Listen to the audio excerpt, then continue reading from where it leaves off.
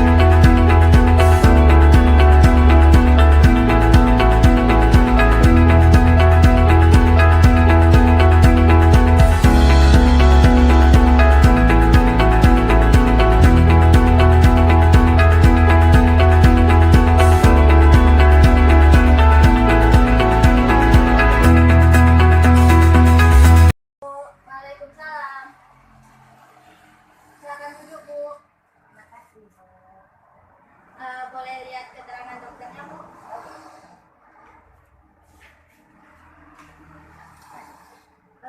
Baik ya, Bu. Di sini Ibu didiagnosa oleh dokter mengalami TB paru ya, Bu. Bisa Ibu jelaskan awal gejala terjadinya penyakit ini, Bu? Pertama itu batuk-batuk, Ya. nafasnya agak sesak. Dan itu kalau dibawa tidur tuh kurang nyenyak. Ada yang lain, Bu? Ada agak meriang-meriang kalau Oh ya, baik. Terus apakah di keluarga Ibu ada anak-anak atau balita? Ada. Gini ya, Bu, TB paru ini kan gampang untuk menular. Sebaiknya Ibu menghindar atau menjauhi diri sementara waktu dari anak-anak agar anak-anak atau balita ini tidak gampang untuk tertular penyakit Ibu. Terus di rumah Ibu lantainya semen, keramik atau lain-lainnya, Bu? Kalau lantai rumahnya semen lah, Bu. Semen ya, Bu. Baik. Jadi kalau semen, sebaiknya Ibu tuh harus rajin menyapunya gitu, Bu, membersihkannya supaya tidak ada debu. Jadi kan, Bu, kalau debu ini bisa ngefeknya ke pernafasan kita dan jadi TB paru ini makin parah. Terus kalau seandainya Ibu bersin, batuk, sebaiknya Ibu tutup mulut supaya bakteri atau virus ini tidak menyebar ke yang lain. Terus di rumah Ibu makan bersama atau terpisah, Bu? Untuk anak-anak mesti makan bersama. Sebaiknya Ibu makannya tuh tempat makannya terpisah ya, Bu. Masalahnya kalau satu wadah tempat makanan yang sama, di situ bisa menyebabkan bakteri itu berkembang dengan mudah dan yang lain akan lebih gampang terpapar oleh virus yang TBC yang Ibu alami ini. Tidurnya sama siapa? Sama keluarga. Nanti sama keluarga ya, Bu. Sebaiknya kan TB paru ini gampang menular ya, Bu ya.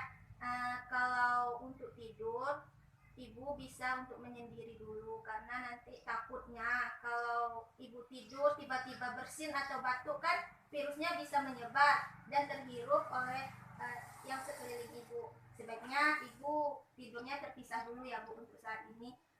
Kita menghindar dari akibat buruk penyakit Ibu ini ya. Apakah Ibu sering begadang? Sesekali ada. Ya baik Bu, untuk saat ini diusahakan ya Bu jangan begadang karena suhu untuk TB paru ini penyebaran virusnya itu pada suhu yang rendah. Dari penjelasan saya yang tadi, Ibu bisa mengerti? Oh, bisa mengerti, tapi boleh tanya nggak satu Bu? Boleh Bu. Suhu rendah waktu malam itu batas waktunya jam berapa itu? Biasanya itu Bu dari jam 10 malam sampai jam 4 subuh. Itu batas waktu supaya enggak itu suhunya rendah biasanya Bu. Jadi disarankan untuk yang mengidap penyakit TB paru ini diusahakan jangan begadang ya Bu ya. Boleh, terima kasih. Satu lagi tanya Ibu ya. Ya boleh Bu. Kata Ibu tadi kan kalau kita bersin, kalau kita batuk, nanti kan bisa menyebar kepada keluarga yang lain. Jadi antisipasinya gimana Bu hendaknya supaya dahak ini nanti atau bersin nanti tidak mengena atau tidak dihirup sama keluarga yang lain? Jadi gini ya Bu ya. Kalau seandainya Ibu batuk atau bersin, sebaiknya Ibu menutup mulut. Kalau tidak juga menutup mulut, di rumah Ibu hendaknya memakai masker ya Bu, supaya virusnya enggak Ibu sebarkan ke yang lain. Dan untuk dahak maaf ya Bu, dan untuk dahak Ibu sendiri atau air ludah Ibu, sebaiknya Ibu buang ke tempat yang benar supaya tidak mengembang bakteri di dahak ini. Mungkin bisa itu Ibu praktekkan nanti di rumah supaya keluarga Ibu tidak mengalami juga TB paru seperti itu. Oh ya, terima kasih atas keterangannya Bu ya. Terima kasih ya Bu. Ya, terima kasih Bu. Assalamualaikum. Penyebab terjadinya TB paru ini adalah perilaku yang tidak higienis. Adapun masalah lain yang dihadapi pasien yaitu tingkat hunian rumah padat. Adapun saran yang diberikan ke pasien adalah yang pertama, jaga kebersihan diri, yang kedua, jaga kebersihan lingkungan, dan yang ketiga, perilaku hidup sehat. Seperti tidak merokok, istirahat yang cukup, dan saat makan dipisahkan dengan yang lain.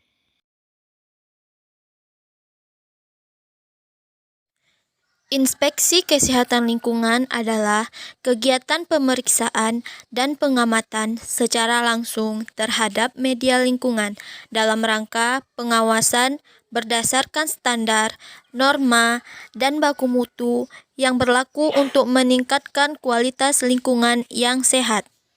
Audio Jungle.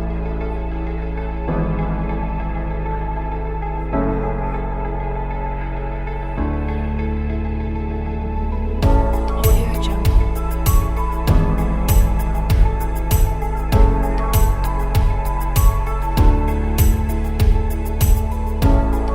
Audio Jungle.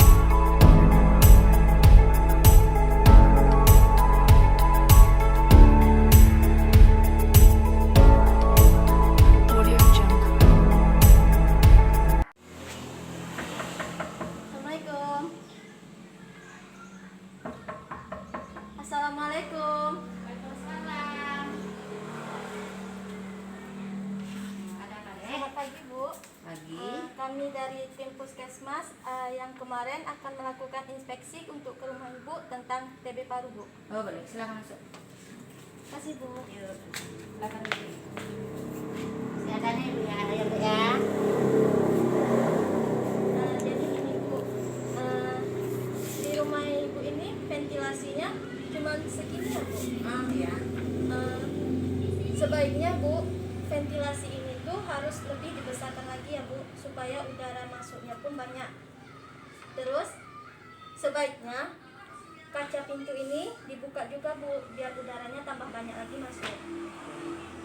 Terus Ibu sering nggak Bu membersihkan atas ventilasi? Ya, agak sih, tapi terlalu sering. Baik. Terus kalau untuk membersihkan lantai-lantainya Bu, apakah diusahakan ya Bu setiap hari supaya debunya nanti nggak kehirup oleh Ibu? Terus kalau Ibu membuang dahak di mana ya Bu? Ya kadang depan, ya kadang di belakang, di mana berada. Oh ya Yang baik. penting nggak di dalam rumah. Oh ya Bu. Sebaiknya ya Bu ya, kalau Ibu mau membuang dahak, sebaiknya ibu ke kamar mandi lalu disiram. Nanti takutnya kalau ibu buang di luar atau di perkarangan sekitar rumah ibu, dahak itu bakterinya akan menyebar bu, dan impasnya ke yang lain. Nah terus bu, nanti kalau seandainya ibu batuk, tolong ibu masukkan sampel dahak ibu ke sini ya bu, untuk dilakukan infeksi. Berapa banyaknya nih ada? Seadanya aja dahak ibunya. Oh, iya. Mungkin segitu aja Makasih ya. infeksi kita dulu bu. Nah, makasih ya bu. Ayo, Nanti sama-sama. dijemput lagi bu. Boleh. Diinformasikan aja nanti ya bu ya. Ya boleh. Kasih bu. Ya sama-sama.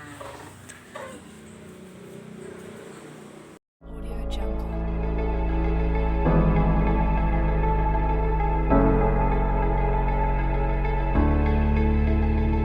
Audio Jungle.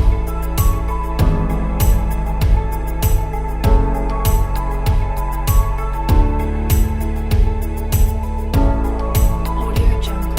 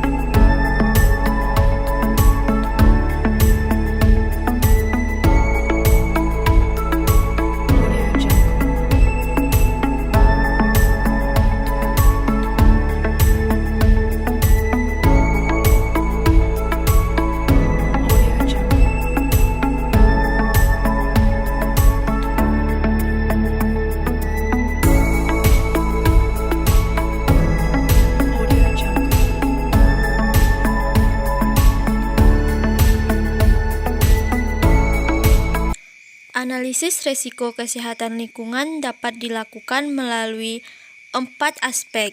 Yang pertama, identifikasi bahaya. Yang kedua, analisis dosis respon. Yang ketiga, jalur pemajanan. Dan yang keempat adalah penetapan risiko kesehatan lingkungan. Berdasarkan hasil observasi yang telah dilakukan, dapat disimpulkan bahwa penyebab penyakit TB paru yaitu lingkungan yang tidak higienis dan perilaku yang tidak higienis. Tenaga kesehatan lingkungan memberikan saran kepada pasien yaitu yang pertama, perbaikan ventilasi, yang kedua, perilaku hidup bersih dan sehat, yang ketiga, menutup mulut ketika batuk atau bersin, yang keempat, tidak membuang dahak di sembarang tempat. Selanjutnya yaitu penutup. Dari cuplikan video yang kita lihat, dapat disimpulkan bahwa penyelenggaraan pelayanan kesehatan lingkungan berfungsi untuk mewujudkan kualitas lingkungan yang sehat, baik secara fisik, kimia, biologi, maupun sosial, guna untuk mencegah penyakit, gangguan kesehatan akibat faktor risiko lingkungan. Penyelenggaraan pelayanan kesehatan lingkungan berpacu pada Permenkes Nomor 13 Tahun 2015 tentang pelayanan kesehatan lingkungan di Puskesmas.